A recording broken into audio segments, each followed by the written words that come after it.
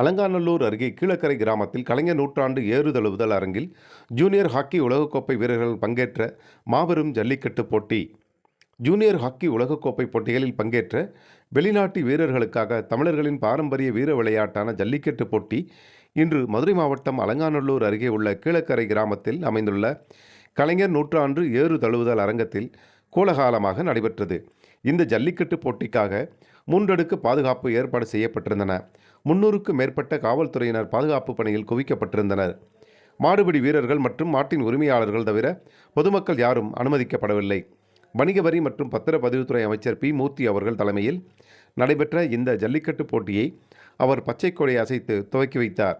இந்த நிகழ்ச்சியில் மாநகராட்சி ஆணையாளர் சித்ரா விஜயன், மாவட்ட காவல் கண்காணிப்பாளர் பி. கே. அரவிந்த், சோழவந்தான் சட்டமன்ற உறுப்பினர் வெங்கடேசன் மற்றும் தமிழ்நாடு ஜல்லிக்கட்டு பேரவைத் தலைவர் பி. ஆர். ராஜசேகர் ஆகியோர் உடனிருந்தனர். வெளிநாட்டிலிருந்து ஹாக்கி இளையோர் உலகக்கோப்பை போட்டிகளில் பங்கேற்க வந்த வீரர்களும் அவர்களது குடும்பத்தினரும் இந்த ஜல்லிக்கட்டு போட்டியை முதல் முறையாக கண்டுகளித்தனர். தமிழர்களின் பாரம்பரிய விளையாட்டைக் கண்டு அவர்கள் ஆரவாரத்துடன் கைதட்டி விசில் அடித்து மாடுபிடி வீரர்களை உற்சாகப்படுத்தினர். இந்த பிரம்மாண்டமான ஏற்பாடு போட்டியின் விறுவிறுப்பு உலகெங்கும் இருந்து வந்த வெளிநாட்டு வீரர்களை வெகுவாக கவர்ந்தது. இந்த ஜல்லிக்கட்டு போட்டியில் மொத்தம் 105 காளைகள் அவிழ்த்து விடப்பட்டன. 50 மாடுபிடி வீரர்கள் பங்கேற்றனர். போட்டியின் இறுதியில் 13 பேர்களுக்கு காயங்கள் ஏற்பட்டன.